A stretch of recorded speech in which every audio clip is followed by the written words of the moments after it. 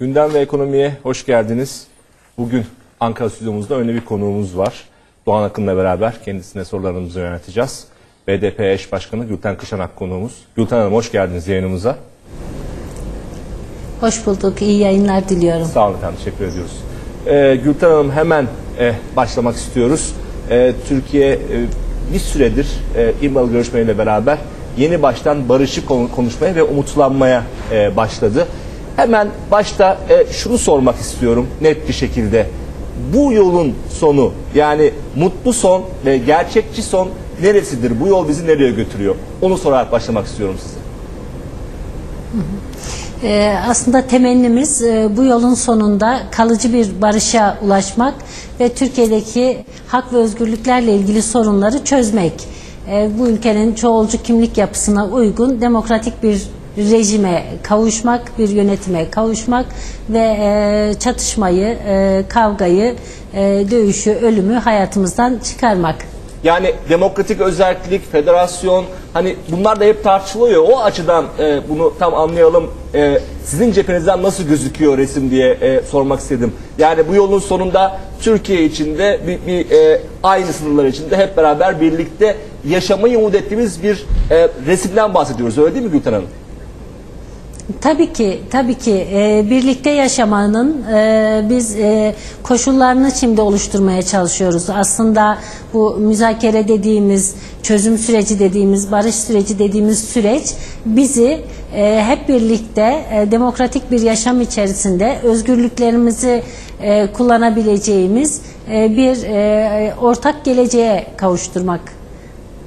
Evet, biraz resmi başa sarmak ve ilk baştan aslında bu sürecin başından gelmek istiyorum. İki milletvekili, DTK eş başkanı Ahmet Türk ve BDP milletvekili Aylakat Ata İmralı'ya gittiler.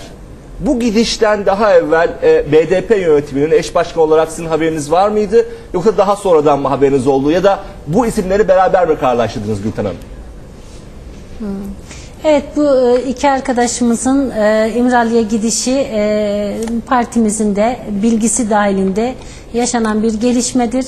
Biz bu iki arkadaşımızı İmralı'ya gönderirken parti olarak, BDP olarak ve DTK olarak tartışmalarımızı yaptık. Ondan sonra bu arkadaşlarımızın arkasına bir siyasi irade koyarak arkadaşlarımızın İmralı'ya gidişini temin ettik. Yani bir süre evvel mi size haber geldi bu süreçle ilgili? Yani BDP içinden, hareket içinden iki kişi seçin ve gönderin mi dendi? Yoksa bu size bu iki isim giderse bir şekilde görüşme olabilir diye mi geldi? Bir de tabii detay arkasındaki bir soru, hükümet kanadıyla mı geldi, başka bir kanatla mı geldi size bu iki kişinin adaya gitmesi noktası? Şimdi bu konularda fazla ayrıntılarla ilgilenmekten çok sonuca bakmak gerekiyor. Biliyorsunuz bizim BDP ve DTK eş başkanları olarak ve BDP'li kadın milletvekilleri olarak 1,5 yıldır Adalet Bakanlığı'na yaptığımız bir başvuru vardı ve sık sık politik gündemde de bunu gündeme getiriyorduk. Böyle bir görüşmenin olumlu olabileceğini, önemli gelişmelere katkı sunabileceğini düşündüğümüz için bu başvuruları yapmıştık. Ve bu kapsamda düşünüyoruz bu gelişmeyi de.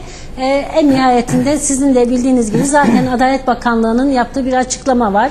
Adalet Bakanlığı kendisine yapılan başvurular içerisinden bir değerlendirme yaparak bu gidişe Adalet Bakanlığı'nın izni çerçevesinde gerçekleştiğini ifade etti. Sonuçta İmralı bir cezaevi ve hükümetin ve Adalet Bakanlığı'nın doğrudan dahili olmayacak bir süreçte kimsenin oraya gitmesi mümkün değil. Evet. Gülten Hanım, yaklaşık bir haftadır değerlendirmeler yapıyorsunuz. Bugün de grup toplantısında tekrar değerlendirdiniz. Dün kapalı bir grup toplantısı vardı. Acaba bugün de Selahattin Demirtaş, biz de gitmek istiyoruz İmralı'ya. Artık bu görüşmelerin sürekli hale getirilmesi önemli. Biz sadece orayı dinlemek için değil, bizim de düşüncelerimizi tartışmak için gitmek istiyoruz dedi. Bu bütün şu bir haftalık değerlendirmelerde tabii ki bunun çok uzun bir geçmişi de var. Nasıl bir yol haritası biraz şekilleniyor sizin açınızdan? Acaba sizden dinleyebilir miyiz? Ya biz biraz olması gerekeni ve partimizin bu konudaki yaklaşımlarını ifade edebiliriz. Yani böyle spekülatif değerlendirmelerden çok kendi yaklaşımlarımızı ortaya koyarak bu soruya yanıt vermek istiyorum. Tam da bunu öğrenmek istiyoruz aslında. Evet. Biz başından beri çok net bir şekilde şunu ifade ediyoruz. Diyoruz ki Kürt sorunu kapsamlı bir sorun, tarihi bir sorun, büyük bir sorun, çok katmanlı bir sorun. Bunu kalıcı, gerçek, hakiki, sonuç alıcı bir barış sürecine ve çözüm sürecine evriltebilmek için herkesin, tüm aktörlerin rolünü oynayabileceği bir mecrada ilerletmek lazım. Ve biz de BDP olarak kendimizi Kürt sorunun çözümü konusunda sorumluluk üstlenmiş, halka vaatlerde bulunmuş, propaganda yapmış, oy almış, sorumluluk altına girmiş bir parti olarak böylesi bir sürecin en doğal taraflarından biri olarak görüyoruz ve bu konuda çok önemli katkılar da yapabilecek pozisyonda kendimizi görüyoruz. En nihayetinde parlamentoda Kürt sorunu konusunda şimdiye kadar en radikal çözüm önerilerini sunmuş, kamuoyuyla bunu paylaşmış bir parti olarak bundan sonraki sürecin şekillenmesine katkı yapmak istiyoruz.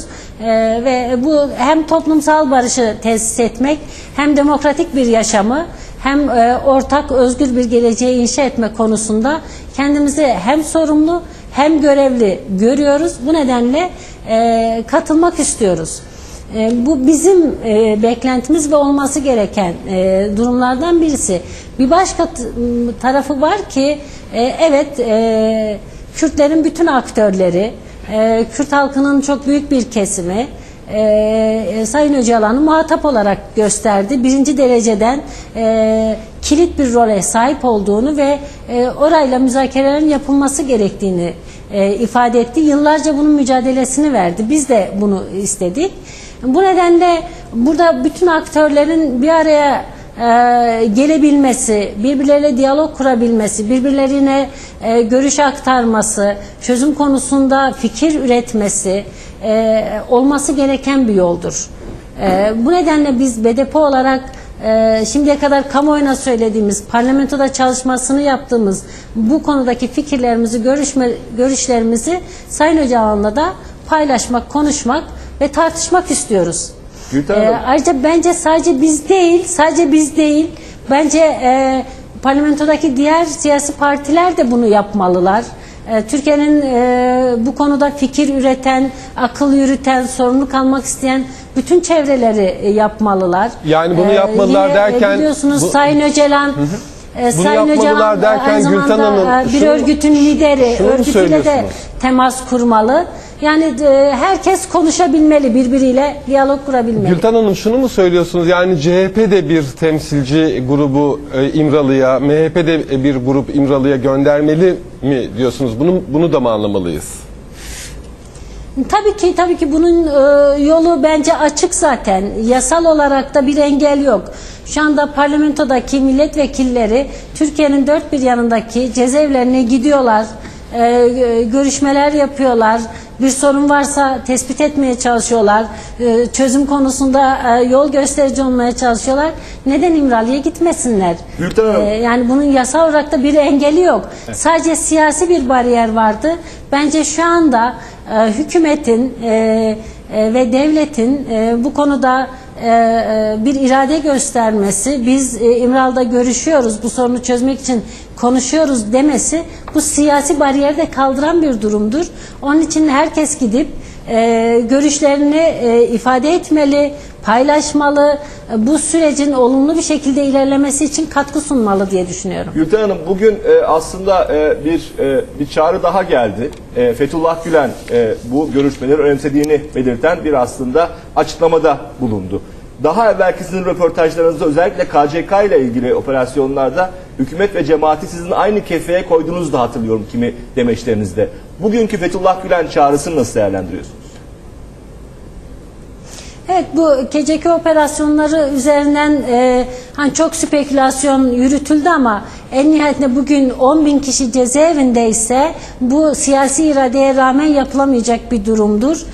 Ayrıca hükümet, başbakan, ilgili bakanlar defalarca bu konuda irade beyanında da bulunmuşlardır. Bu operasyonlar devam edecek, biz konuştuk, tartıştık, planladık, şimdi uyguluyoruz demişlerdir. Bu nedenle hani böyle spekülatif şeylere itibar etmektense bu operasyonların hep birlikte yürütüldüğünü düşünmek daha doğru bir yaklaşım. Eğer bugün böyle bir açıklama varsa umarım bu siyasi irade bu şimdiye kadar KCK operasyonlarını yapan, demokratik siyaseti susturmaya, önünü tıkamaya, işleyemez hale getirmeye çalışan bu yönetim iradesi de artık değişir diye umut ediyoruz. Evet, aslında biraz önce siz atılan adımın bir bariyerin aşılmasından söz ettiniz. Aslında bu tür süreçleri, uluslararası deneyimlere, dünyadaki diğer deneyimlere, çatışma çözümü süreçlerine baktığımız zaman genelde ikiye ayırdıklarını görüyoruz. Bir geçiş dönemi, ki umalım ki bu bir geçiş dönemi olsun, yani bir akamete, bir kesintiye uğramasın. Ve bir de demokrasinin konsolidasyonu diye ayrılan ikinci dönem. Yani daha bir anayasal, yasal düzenlemeleri içeren ikinci dönem. Bu geçiş dönemi için önereceğiniz, yani şöyle ilerlemek gerekir dediğiniz şeyler var mı? Biraz belirmeye başladı mı efendim bunlar sizin gözünüzde? Şimdi bu geçiş döneminin sağlıklı bir şekilde ilerleyebilmesi için bir kere karşılıklı olarak güvenin tesis edilmesi lazım. Bu nedenle güven geliştirici adımların atılması lazım. Neler olabilir? Ve bu güven geliştirici adımlardan birisi İmralı bir muhatap, birincil aktör olarak seçilmiş, tercih edilmiş ve görüşmelere başlanmışsa bu birincil aktörün rolünü oynayabileceği imkanlara kavuşması lazım. Yani örgütüyle, halkla, demokratik kamuoyuyla iletişim kurmadan bu rolünü oynayabileceğini varsaymak gerçekten çok saf bir yaklaşım olur. Yani bu ev hapsi olarak tarif edilen bir şeyden bahsediyorsunuz. Yani buna biz şu anda bir formülü önermiyoruz. Ancak mantığın böyle işlemesi lazım. Eğer birincil derecede bir aktörse ve devlet, hükümet onu muhatap aldı ve görüşüyorsa bu görüşmelerin sağlıklı ve selametli bir şekilde ilerleyebilmesi için örgütüyle, halkıyla, demokratik kamuoyuyla doğru bir ilişki kurması ve bunun imkanlarının yaratılması gerekiyor. Buna bir illaki forum biçimi bugünden şart olarak koşmak yerine buna kafa yormak lazım. Peki, bu nasıl temin edilebilir diye. Gülten Çünkü Hanım, bu geçiş sürecinin noktada, bir akamete uğramadan, bir yol kazasına uğramadan ilerleyebilmesi için bunun gerçekleşmesi gerekiyor. Evet, sızan haberlerde görüşmeden, Ahmet Türk'ün ve Alakat Atan'ın görüşmesinden sızan haberlerde Öcalan'ın İmralı konusunda kendisiyle ilgili bir şey istemediğinden de hep altı çizilerek bahsedildi ki siz tabii doğal olarak hem Ahmet Türk'le hem Alakat Atan'la konuştunuz. Bu konuda kendisinin bir talebi var mı ilettiği, yoksa bunu siz daha rahat bir ortamda görüşülsün, sistem bunu götürür mü, gerektirir mi diye söylüyorsunuz? Biz kendisinin talebi var mı yok mu meselesini tartışmıyoruz. Bir dünya deneyimlerine bakarak bir realiteden ve olması gerekenlerden bahsediyoruz. Yani en nihayetinde dünyadaki bütün benzer deneyimler tarafların kendi içlerinde istişare edebilme, birbirleriyle temas kurabilme olanaklarını yaratmakla mümkün olmuş ve sağlıklı ilerlemiştir. Öbür türlüsü iyi niyetle böyle bir talepte bulunmazsa da ya da iyi niyetle biz tek taraflı olarak oradan hükümetle yapılan görüşmelerle bütün süreçlerin doğru yönetilebileceğini varsayarsak yarın öbür gün beklenmedik şeylerle karşılaşabiliriz. Bu normal, doğal bir şey. Yani dünyanın her yerinde de bu geçiş süreçlerinde bunun temin edilmesi gerekiyor. Yani aktörlerin yerli yerine oturması ve aktörlerin rollerini oynayabilecek imkanları, olanaklara kavuşmasıyla alakalı bir şeydir. Biz sürecin sağlıklı, kesintiye uğramadan, bir yol kazasına uğramadan ilerleyebilmesi için bunu bir dünya deneyimlerinden çıkmış bir sonuç olarak hükümete de, bu görüşmeleri yürütenlere de, Türkiye kamuoyuna da sunuyoruz. Evet, bir bu dedik. Bu geçiş süreci için sizin aklınızdan geçen önemli bir nokta olarak vurguladığınız. İki dediğimiz zaman ne koyabiliriz karşısına? İkincisi de şudur ki Türkiye'de gerçekten temel hak ve özgürlükler konusunda çok ciddi sıkıntılar yaşadığımız bazı yasalarımız var. Yani bu yasaların biraz değiştirilmesi, bir demokratikleşme doğrultusunda kısmi de olsa adımların atılması gerekiyor. Bu hem güven geliştirici olacaktır, hem de sürecin sağlıklı bir şekilde ilerlemesi için tarafların kendi güvende hissetmesi, görüşlerini açıklarken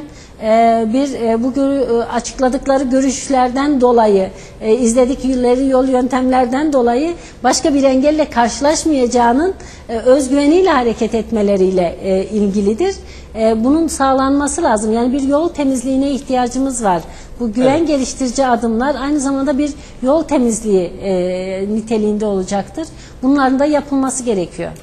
Gülten Hanım, birbiriyle bağlantılı ve en çok merak edilen şeylerden olan bir konuda iki soru yöneltmek istiyorum.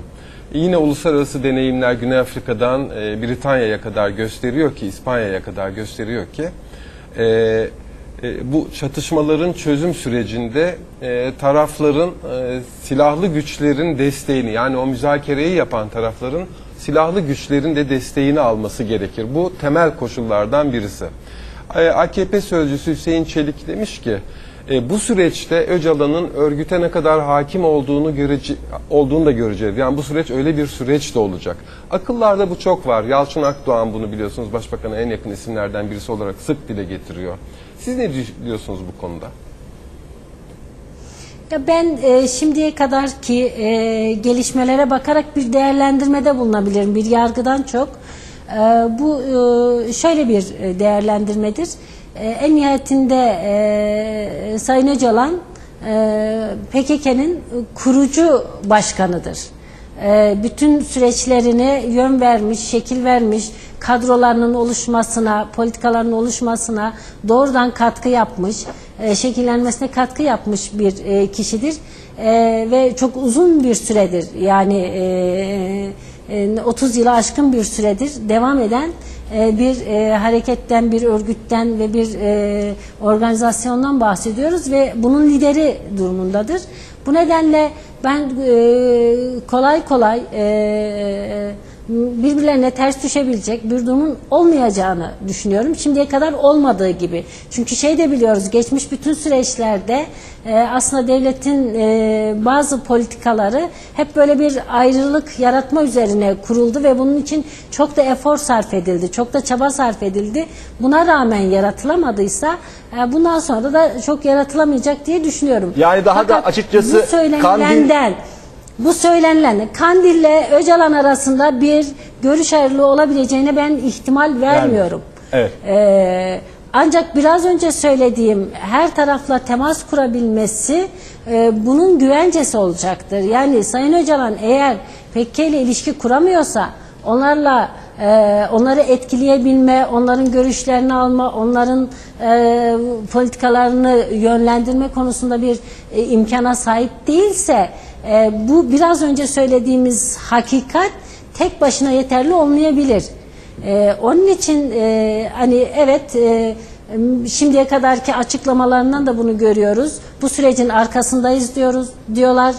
Biz önderimize, liderimize güveniyoruz diyorlar. Müzakereleri onunla yürütmeliler diyorlar. Yani buna dair siyasi irade beyanları da yaptılar. Yani PKK'nın en etkili isimleri bu konuda açıklamalar yaptılar. Fakat ben dünya deneyimlerinden yola çıkarak alınması gereken bir tedbirden ve yapılması gereken bir işlemden bahsediyorum. Bu da Sayın Öcalan'ın örgütüyle ilişki kurmasının zorunluluğudur. Bunun da mutlaka temin edilmesi lazım. Evet. Peki Gülten Hanım, şunu da bakmak lazım.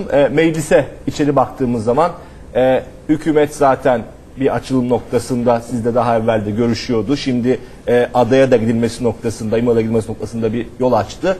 CHP hükümete bir kredi açtı. Hatta Başbakan Erdoğan'ın bizim krediye ihtiyacımız yok diye biraz daha sert bir şekilde CHP ile değişmesine rağmen bugün herhangi bir polemiğe girmediler. CHP bir noktada duruyor. Meclisin içini nasıl görüyorsunuz bu konunun çözümü noktasında? Ben öncelikle Sayın Kılıçdaroğlu'nun bu açıklamasının çok önemli olduğunu düşünüyorum. CHP gibi bir partiden böyle bir açıklamayı duymak memnuniyet vericiydi. Çünkü şimdiye kadar görüşme ve diyalog konularını bazen siyasi polemik konusu yaptılar. Bazen devletin şimdiye kadarki bu 100 yıllık alışkanlıklarıyla reddeden, hani bunun yanlış bir şey olduğunu söyleyen tutumlar aldılar. Bugün böyle bir sesi duymak, böyle bir cümleyi duymak önemliydi ve bunun mutlaka CHP tarafından arkasının getirilmesi lazım. Hatta ön alması lazım. Ben açık söylüyorum.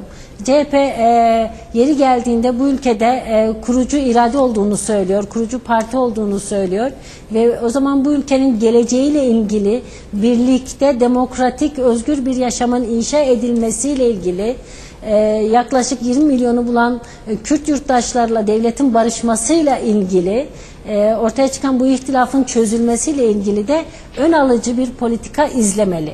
Bu yapıcı bir politika olur. Bu CHP için de faydalı bir şeydir. Çünkü geleceğimizde, en nihayetinde geleceğimizde biz demokratik, birlikte, eşit, özgür bir yaşam öngörüyorsak bu geleceğe yatırım anlamına gelecektir. CHP'nin hem kendisine hem geleceğe hem barışa yatırım yapan bir politika izlemesi gerektiğini düşünüyorum ve Sayın Kılıçdaroğlu'nun açıklamalarında bu kapsamda önemsiyorum. Ve Başbakanın da biraz daha bu şeye değer biçen ve bunu ilerleten bir tutum ve yaklaşım içerisinde olması gerektiğini düşünüyorum. Gülten Hanım, söylediğiniz gibi CHP bu ülkenin kurucu partisi olarak gerçekten de son dönemde en önemli açıklamalarından birisini yaptı ve çözün, biz kredi veriyoruz dedi. AKP 10 yıldır Türkiye'de iktidarda ve aslında sizin dediğiniz bariyeri aşan iradeyi de ortaya koydu. Gerçekten istihbarat örgütünü, Başbakanlık Müsteşar Yardımcısıyken Hakan Fidan'ı, Oslo süreci dediğimiz süreçte çeşitli kereler PKK temsilcileriyle aynı masanın etrafında bir araya getirdi. Nihayet İmralı'da bu görüşmeler başladı. Devlet 90'ların devleti değil diyoruz. Askeri vesayet meselesine gerçekten önemli adımlar atıldı. Bir dönüşümde Türkiye, ama peki bütün bu süreçte Kürt siyasetinin de çok eleştirildiği yönler oldu. Siz bu süreçte muhasebe yaptığınızda nasıl bir şeyle karşı karşıyasınız? Yani Kürt siyaseti bundan sonra geçmişte yaptığı şu hataları yapmamalı gibi bir şey söyleyebiliyor musunuz? Şimdi Kürt siyaseti kendi içerisinde bunu çokça yapıyor. Evet. Aslında Türkiye kamuoyu belki bunu duymuyor. Ancak duyalım şimdi efendim. Kürt siyaseti, evet, Kürt siyaseti kendi içerisinde bunu çokça yapıyor ve aslında bu öz eleştirel yaklaşımı nedeniyle bütün baskılara ve dışlanma politikalarına rağmen bence demokratik hayatta kendisini var ediyor. Yani kendi içinde sürekli yenilenen bir tutum ve yaklaşım içerisinde. Fakat şimdiye kadar Kürt siyasetini muhatap olarak görmeyen, biraz üvey evlat muamelesi yapan, parlamento çatısı altında toplam 4 siyasi parti var ama bunlardan birisi yokmuş gibi davranılan, iradesine saygı gösterilmeyen, aldığı oya saygı gösterilmeyen, sunduğu çözüm politikalarına saygı gösterilmeyen bir yaklaşımla sürekli karşılaştığı için o da hep içine kapalı yapıyor bu tartışmaları. Eğer bundan sonra demokratik Kürt siyasetine gereken önem verilirse, eşit muamele görürse, parlamentodaki 4 partiden biridir yaklaşımı ve böyle üvey evlat değilmiş gibi bir yaklaşımla karşılaşırsa Türkiye kamuoyunun da duyabileceği yüksek sesle bu öz eleştirilerini kamuoyuna yönelik de yapar.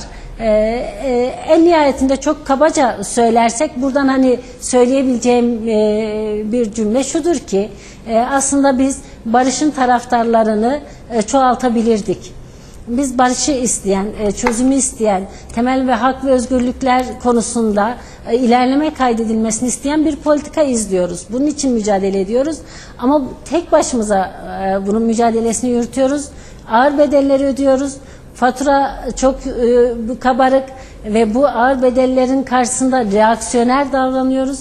Reaksiyoner davranmak yerine barışın ve çözümün, hak ve özgürlüklerin taraftarlarını çoğaltabilirdik. Daha fazla birlikte hareket edebileceğimiz demokrasi güçleriyle çok daha güçlü dinamikler açığa çıkarabilirdik. Bunu çıkaramadıysak bunun tek suçlusunu devlet politikası olarak tarif edemeyiz tabii ki. Evet Gülten Hanım, belki buradan da şunu tekrar sorabiliriz. Zaman zaman hem Kürt hareketi içinden hem BDP içinden aslında Türklerle Kürtlerin birlikte yaşama noktasında giderek zayıflayan bir tablo ve kırıklıklardan bahsediliyordu aslında. Bu noktada da belki birkaç cümle söylemek istersiniz. Tabii ki aslında şu nedenle biz artık bu işi savsaklamadan, ötelemeden, yol kazaları çıkmasını önleyecek tedbirlerini alarak ciddi, cesur, açık, kamuoyuyla da tartışarak ve bütün arkasına güç ve destek tahkim ederek ilerleyen doğru bir yol inşa etmek sorumluluğuyla karşı karşıyayız. Çünkü geldiğimiz aşama tam da dediğiniz gibi iki toplumun giderek birlikte yaşama konusundaki umutlarını zedelemeye başlayan bir sürece dönüşmüştü. Aynı şeylere üzülmüyoruz, aynı şeylere sevinmiyoruz, aynı şeylere doğru, aynı hedeflere doğru yürüme konusunda bir şey gösteremiyoruz. Bu giderek toplumun ayrışmasına yol açan ve bunun üzerinde tehlikeli siyasetlerin de o zemin bulabileceği bir rotaya girmişti. Nihayetinde duyuyoruz. Yani evet. Linç girişimleri duyuyoruz. Öfkeli hareketler duyuyoruz. Bunların bir etnik çatışmaya evrilme, bunların tohumunu atmak isteyen bazı güçlere fırsat sunabileceğini görüyoruz. Yani bu nedenle gelinen aşamada artık çok daha hakiki, çok daha arkasına tüm barış ve çözüm isteyenlerin gücünü koyduğumuz temkinli ama emin adımlarla ilerleyen bir süreci inşa etme sorumluluğuyla karşı karşıyayız. Gülten Hanım, buradan biraz daha somut bir noktaya gelmek istiyorum. Türkiye yeni bir anayasa yapmaya çalışıyor. Cemil Çiçek tekrardan meclis başkanı, geçen sene sonunda aslında belki bu süreçle ilgili bir umutsuzluk olmuştu ama tekrardan hepinizi gezmeye başladı. Bu sorunun çözümünde aslında anayasaya somut olarak konulmasının gerektiğini düşündüğünüz maddeler nedir? Mesela vatandaşlık tanımından yönetime kadar böyle birkaç tane noktanız var mı? Anayasada olmazsa olmaz diye düşündüğünüz noktalar nedir? Ben anayasa konusunda herkesin kendi takvimini ve kendi önceliklerini dayatan bir yol ve üslupla biz bu anayasayı yapamayacağımızı söylemek istiyorum öncelikle. Ve böyle bir zaman baskısı altında tutmadan ve sadece meclisteki 4 siyasi partinin kendi öncelikleri ve kendi kırmızı çizgilerini dayatarak yol almamızın çok kolay olmadığını ifade etmek istiyorum. Biz aslında hani böyle söylemiştik, bunu söylemiştik demek de o iyi bir iletişim yöntemi değil ama gerçekten de bu Anayasa Uzlaşma Komisyonu ilk kurulduğunda çok net söylediğimiz birkaç şey vardı. Bugün bunların ne kadar ihtiyacımız olan şeyler olduğu bir kez daha açığa çıkmıştır. Birincisi, biz toplumsal uzlaşıyı esas alan bir anayasa yapmak istiyorsak dışarıda da bir barış iklimine ihtiyacımız var demiştik. Yani dışarıda kan revan devam ederken, herkesin evine cenazeler giderken biz parlamentoda bir odaya kapanıp toplumsal uzlaşı metni yazamayız. dedik. İkincisi, bu yolun sağlıklı ilerleyebilmesi için bizim bir darbe hukukundan kurtulmamız lazım. Bu darbe hukuku düşünce özgürlüğünü, örgütlenme özgürlüğünü, temel hak ve özgürlükleri baskı altına alıyor, engelliyor ve bu da bizim en üst metin olan anayasayı yazma konusunda ideal bir metne ulaşmamızı engelleyen bir durumdur. Yasaları değiştirmek, darbe hukukundan kurtulmak, bir yol temizliği yapmak daha kolaydır. Parlamento hemen bir yol temizliği ile ilgili acil demokratikleşme adımlarını tespit etmek üzere bir komisyon daha kursun. Paralelinde bu da çalışsın diye önerdik. Bu da bugün bir kez daha teyit edilmiş bir görüştür. Üçüncü teyit ettiğimiz ve önemsediğimiz ve gereği yerine getirilmeyen konuda şuydu ki parlamentodaki siyasi partilerin en nihayetinde oy kaygıları var. En nihayetinde kendilerinin siyasi angajmanları var. Buralarda yaşanacak tıkanıklığı aşabilmek için toplumdan destek almaya ihtiyacımız var. Onun için dışarıda toplumsal zeminleri buluşturan ve toplumsal uzlaşıyı halk nezdinde de toplum nezdinde de sağlamayı hedefleyen başka bir çalışma yürütmek gerekir dedik. Mesela bunu AKP hükümeti kendi mecrasında başka bir yol olarak ilerletti. Ben yaptım, konuştum, ettim, toplumsal zeminde bir diyalog çalışması yaptım deyip orada bitirdi. Bu doğru bir yol değildi. Parlamentoya ulaşmış görüşler var. Mesela siyasi partiler bundan da yeterince yararlanmıyorlar. Şu anda parlamento, bu komisyon işe başlamadan önce, çalışmaya, yazmaya başlamadan önce akademiden, sivil toplumdan, halktan görüşler aldı. Bunu da değerlendirmiyor. Biliyoruz ki o görüşler içerisinde şu anda siyasi partilerin öne sürdükleri kırmızı çizgileri aşabilme ve uzlaşı yakalayabilme konusunda kıymetli öneriler var. Evet. O nedenle bu yolun da yeniden açılması gerekiyor. Yani bunları yaparak bir yol alabiliriz. Buradan ben hani BDP'nin klasik programını sıralasam çok katkı yapıcı olmaz. Biz tabii ki ana dil önündeki bütün engellerin kaldırılmasını istiyoruz. Tabii ki tüm yurttaşların yerel yönetimlerde güçlü bir şekilde kendisini yönetime katabilmesinin mekanizmalarını oluşturulmasını, bölge yönetimleri kurulmasını istiyoruz. Zaten bunu anayasa çalışmaları kapsamında da sunduk. Bu görüşlerimizi orada savunuyoruz. Gülten Hanım, ne yazık ki bu mesele söz konusu olunca çok acı hatıra var tabii Kürt sorunundan söz edince. Bunlardan birisi de bugüne kadarki işte ateşkes dönemleri dediğimiz bazı dönemlerde PKK'nın eylemleri oldu. İşte zaman zaman BDP tarafından da eleştirilen eylemlerde. Size sorum şu, BDP eş genel başkanı olarak. Bu geçiş süreci için PKK'ya bir çağrı yapmanız gerekse ne derdiniz? Şimdi bu konuda biz PKK'ya çağrı yapabiliriz. Kamuoyu da çağrı yapabilir. Sivil toplum da yapabilir. Defalarca bu denendi de. Ama biraz önce söylediğim Öcalan'ın örgütüyle ilişki kurması bizim yapacağımız çağrılardan, çabalardan kat kat daha sonuç alıcı olacaktır. Elbette bu önemli ama siz de bunun parlamentoda... temin edilmesi lazım bir. İkincisi biz tabii ki böyle bir ciddiyetle, samimiyetle ve kamuoyuna da doğru bilgiler verilerek yürütülecek bir süreçte tüm tarafların sorumlu davranması ve bu gidişata akamete uğratacak hiçbir eylem, söylem içerisinde olmamasının çağrısını bugünden yaparız. Ama bunu tüm taraflara yapmak gerekiyor. Biliyorsunuz İmral'da heyetler görüşürken Lice'de hava operasyonuyla 10 PKK militanı geride yaşamını yitirdi. Bugün Hakkari'den benzer haberler geliyor. Yani gerçekten de çatışmasızlık halinin temin edilmesi lazım. Bir tarafın tek taraflı olarak dikkat göstermesi sorunu çözmüyor.